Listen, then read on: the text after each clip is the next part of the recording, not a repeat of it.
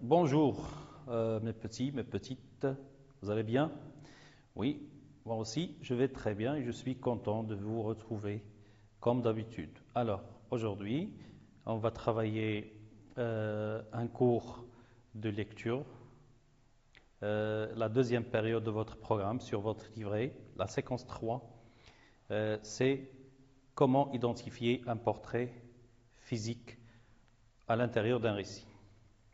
On a déjà parlé, on a déjà détaillé le portrait physique. Donc, pour décrire un personnage dans un récit, on peut donner des détails sur son apparence physique, son apparence externe, sur son portrait moral, sa façon, son caractère, sa façon de penser, sa personnalité, et sur son aspect vestimentaire ou bien sur sa tenue vestimentaire. Aujourd'hui, on va s'intéresser seulement au portrait physique qui va de l'aspect général, qui englobe tout le corps du personnage, une information, un détail qui englobe tout le corps du personnage, un aspect général, et ces aspects particuliers qui déterminent voilà, ces parties du corps. Voilà. Alors, c'est une séance de lecture. Alors, normalement, on doit commencer par un petit texte de lecture. J'observe, je lis et je comprends. Le jeune Jim Hawkins est en train de marcher dans une île. Il rencontre une créature bizarre. Une poignée de cailloux se détacha du flanc de la colline et dégringola en crépitant parmi les arbres. D'instinct, je tournai les yeux dans cette direction et j'aperçus une silhouette qui, d'un bond rapide, se cacha derrière le tronc d'un pin. Était-ce un ours? Un homme? Un singe? J'étais incapable de le dire. C'était noir, avec de longs poils, et je n'en savais pas plus. Mais la terreur de cette nouvelle apparition me figea sur place. La créature filait d'un tronc à un autre, tel un chevreuil. Elle courait sur deux jambes comme un être humain, si ce n'est que je n'avais jamais vu un homme courir en restant plié en deux. C'était bien un homme, pourtant. Je ne pouvais plus en douter. « Qui êtes-vous » demandai-je. « Ben Gunn » répondit-il, et sa voix rauque, mal assurée, grinçait comme une serrure rouillée. Oui, le pauvre Ben Gunn, c'est moi, et ces 3 ans, j'ai pas parlé à quelqu'un. Ce Ben Gunn avait la peau brûlée par le soleil, ses lèvres même étaient noircies, et ses yeux bleus surprenaient dans un visage si sombre. Il était vêtu de lambeaux de vieilles toiles à voile et de vieux cirés. Autour de sa taille, un vieux ceinturon de cuir à boucles de cuivre constituait la seule partie solide de son habillement. Robert Louis Stevenson, L'île au trésor. Comme d'habitude, pour chaque texte de lecture, on doit commencer par le paratexte. Le paratexte, je rappelle, c'est les éléments qui entourent le texte. Premièrement, vous avez le cotexte ou l'entrée au texte, le petit texte introducteur du texte principal. Il est généralement écrit en italique. Deuxièmement, vous avez un texte en 2 paragraphes. Voilà. Comment je sais que ce texte est composé de 2 paragraphes? Voilà, parce qu'il y a 2 alinéas. Premier alinéa, deuxième alinéa. Ça veut dire que toi aussi, lorsque tu veux écrire un texte et que tu veux le mettre, par exemple, en 2 paragraphes ou bien en 3 paragraphes, il faut mettre des alinéas comme ça.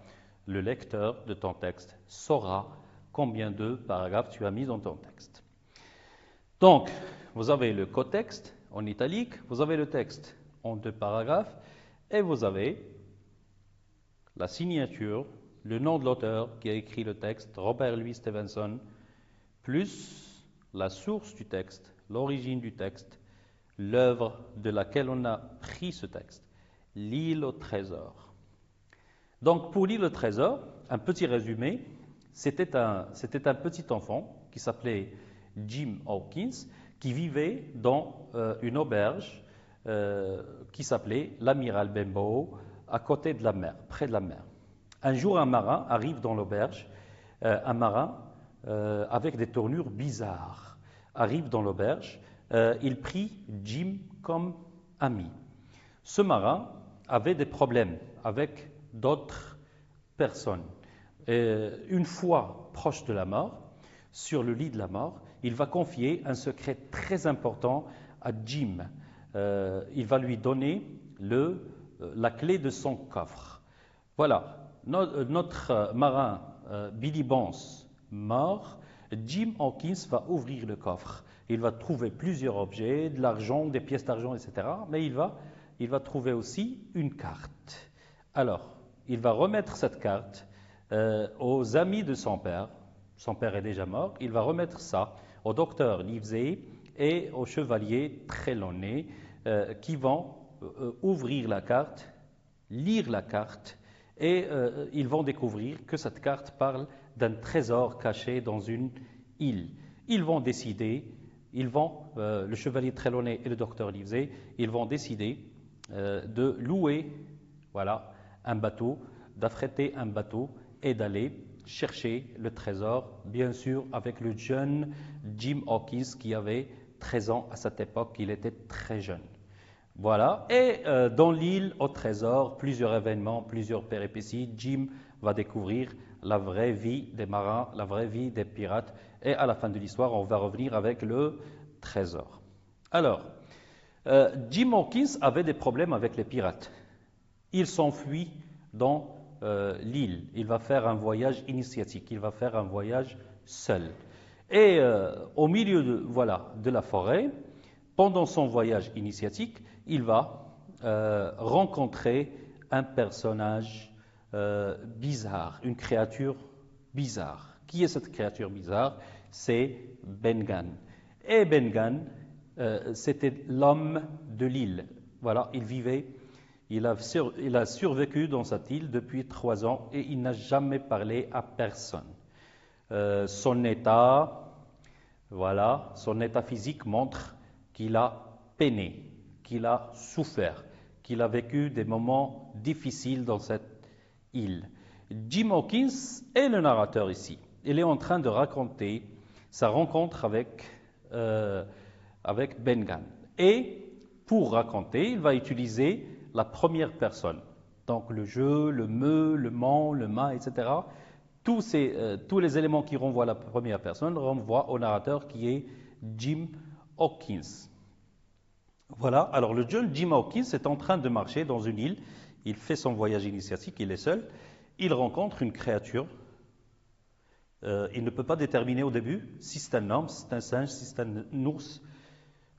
Bizarre, une créature étrange, une créature anormale, inhabituelle. Ça y est? Très bien. Donc, regardez. Voilà, j'ai mis des mots en couleur que je vais expliquer après. Et j'ai mis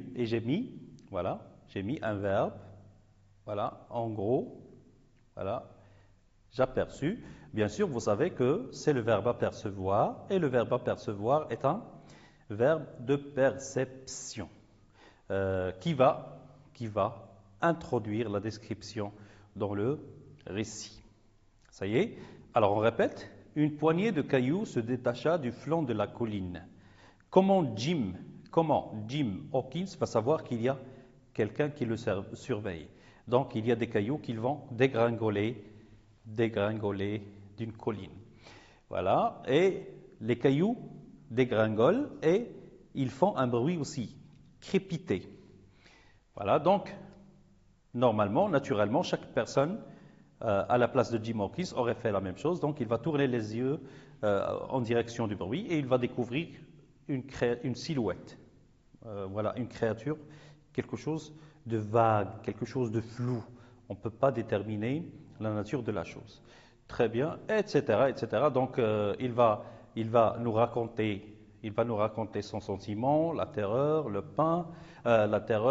la peur. Il va nous parler, par exemple, de l'arbre derrière lequel se cachait la créature, un pain.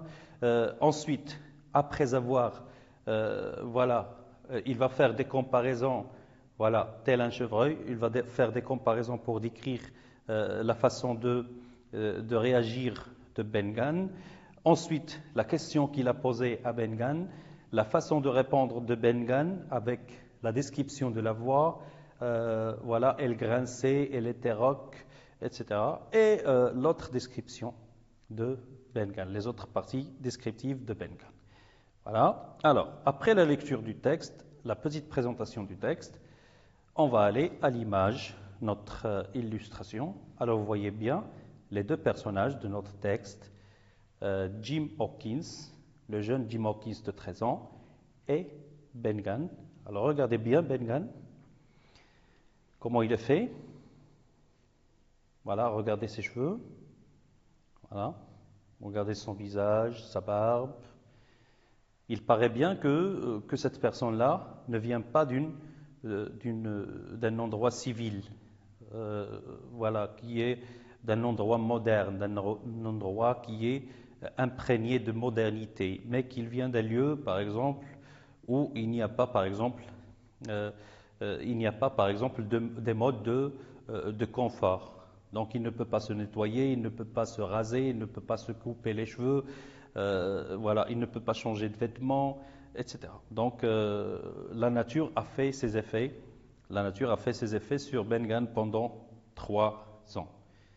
Alors, regardez aussi la réaction de Jim Hawkins, son sentiment. Il n'est pas à l'aise, la terreur, la peur. Mais après, ces deux personnages-là vont devenir de vrais amis et Ben-Gan va beaucoup aider Jim Hawkins.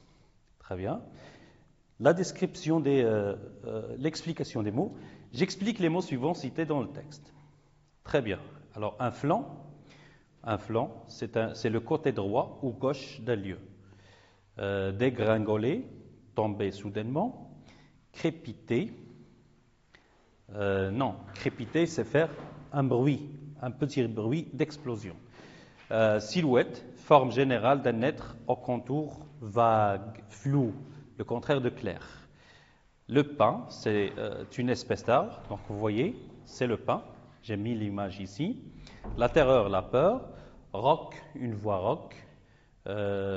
C'est une voix rude et enrouée, comme celui des grenouilles. J'ai fait une comparaison aussi pour expliquer rauque. Donc, si vous avez jamais entendu une grenouille coasser, vous allez comprendre ce que c'est que le son rauque. Et grincer, vous ouvrez une porte, et si la porte est rouillée, si la porte est vieille, elle va commencer à grincer. On dit même, par exemple, une personne qui grince des dents. Donc, c'est un bruit, inconfortable. Produire par frottement un bruit strident, assourdissant. Voilà l'explication des mots. Donc, je relève les personnages et le lieu de l'histoire. Alors, vous avez le jeune Jim Hawkins, dont vous connaissez l'histoire maintenant, et l'étrange Ben-Gan. Étrange, bizarre, drôle. Voilà. Je précise la fonction des deux personnages. Donc, Jim Hawkins, c'est un personnage de l'histoire, c'est aussi le narrateur. Donc, c'est un narrateur-personnage. Il raconte, il décrit. Et Ben-Gan, c'est le personnage décrit. C'est la nouvelle découverte de Jim Hawkins sur l'île. Je relève les traits physiques de Ben-Gan. Donc, on revient au texte. Alors, Ben-Gan avait la peau brûlée par le soleil, parce qu'elle est restée de longs moments sous le soleil. Donc, il avait la peau brûlée, il avait les lèvres noircies. Voilà. Normalement, ses lèvres ne sont pas noires, mais ils sont devenus noirs à cause du soleil. Ses yeux, bleus. Donc, la seule partie de son visage qui n'a pas changé de couleur, c'est ses yeux. Voilà. Donc, ses yeux sont restés bleus. Donc, vous avez deux petits yeux bleus à l'intérieur d'un visage sombre, à l'intérieur d'un visage noir. avec une peau noire, avec des lèvres noires. Ça y est, donc voilà la description. Donc peau brûlée par le soleil, lèvres noircies, yeux bleus, visage sombre, voix rauque. Donc tous ces éléments, toute cette description n'est pas originale chez Ben-Gann. La seule partie originale chez Ben-Gann, c'est ses yeux bleus. Donc, au départ, Ben-Gann est un personnage très beau, très charmant. Mais c'est les conditions de la nature qui l'ont transformé en ce personnage, en cette créature bizarre comme ceci. Voilà. Je relève le verbe de perception qui annonce la description. Vous vous rappelez le verbe que j'ai écrit en gros? Donc, on raconte, et pour annoncer la description, pour entamer, pour déclencher la description, on va mettre un verbe de perception. Par exemple, comme le verbe apercevoir. Donc, aperçu, apercevoir. Apercevoir, c'est voir plus ou moins nettement. Voilà. Donc, je précise les sens utilisés dans la description. Les sens. Donc, vous avez, pour décrire, on peut utiliser cinq sens.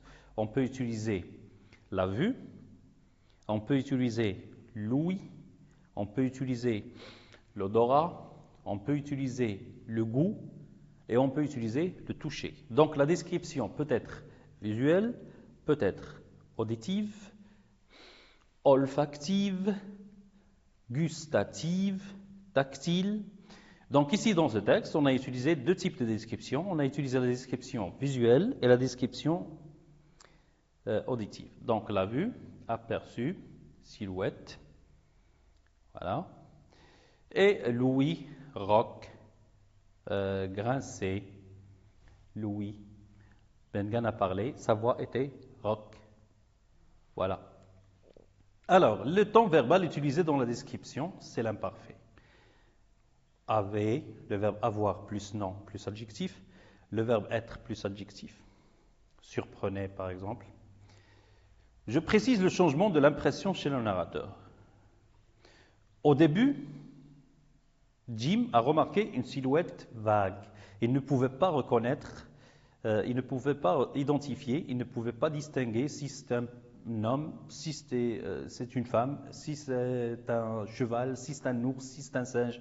Il ne pouvait pas distinguer. Donc la silhouette était vague. Au milieu, un homme sans détail précis. À la fin, un homme. Donc regardez. La description, ça va du vague au clair. Un homme dénaturé avec un extérieur très laid, voilà, mais d'une grande beauté à la base. Lèvres noircies, à la base il n'était pas noir. Visage sombre, à la base il n'était pas sombre. Yeux bleus, à la base ils étaient bleus, ils sont restés, les yeux sont restés bleus. Je choisis l'impression dégagée par la description. Donc, impression négative. Ben-Gann, c'est quelqu'un devant moi au départ, c'est quelqu'un de laid. Négative, une description dévalorisante, mais qui crée une certaine compassion, un certain sentiment de pitié chez le lecteur. Vous voyez ses yeux bleus, vous allez comprendre que ce n'est pas, voilà, ce n'est pas naturel. Ces caractéristiques ne sont pas naturelles chez lui. Il a souffert, il est passé par des moments, par des épreuves très difficiles. Donc, Ben-Gann est un personnage qu'on aimera dans la suite, pendant la suite de l'histoire, une fois les cheveux coupés, la barbe rasée, les vêtements changés. Très bien. Alors, je retiens. Pour faire un portrait physique d'un personnage, on a besoin de fixer son aspect général, grand, gros, petit, maigre, trapu, mince, svelte, etc. Et on a besoin de fixer ses aspects particuliers, cheveux, yeux, visage, lèvres, nez, bouche, dents, menton, cou, mains, bras. Donc vous avez le menton par exemple, etc. Mais il faut aussi utiliser des structures comme par exemple le sujet plus le verbe être plus l'adjectif qualificatif, ou bien le sujet plus le verbe avoir plus un nom plus l'adjectif qualificatif. On va utiliser par exemple des des verbes à l'imparfait, des verbes avoir et être à l'imparfait. On va utiliser des comparaisons, etc. Et surtout, il faut choisir un sens de la description, du haut en bas, du bas en haut, etc. Sans oublier, par exemple, les perceptions. Voilà. Alors, je m'entraîne. Je dis si ce portrait est valorisant ou dévalorisant. C'était une petite fille douce et charmante. Aspect général. Elle avait des cheveux blancs, un visage rond, des yeux châtains et un nez droit. Aspect particulier. Cheveux blancs, visage rond, des yeux châtains, un nez droit. Ça y est, l'énumération. Premier élément, virgule. Deuxième élément, virgule. Troisième élément et quatrième élément. On met le « et » toujours devant le dernier élément. L'énumération pour caractériser. Sa bouche était bien dessinée et ses pommettes vermeilles, roses. Alors, comment est le portrait de la fillette? Le portrait de la fillette est valorisant parce qu'il repose sur des côtés positifs. Mais on ne va pas s'intéresser seulement à la nature du portrait, on va s'intéresser aussi à la façon dont est fait le portrait. Voyez, aspect général, aspect particulier, avoir et être à l'imparfait, énumération. Très bien. Alors, je réinvestis. Je fais le portrait de Marie Curie en 3 phrases, en utilisant elle plus être à l'imparfait plus adjectif, ou bien elle plus avoir à l'imparfait plus nom plus adjectif. Marie Curie était une physicienne polonaise qui vivait à Paris avec son mari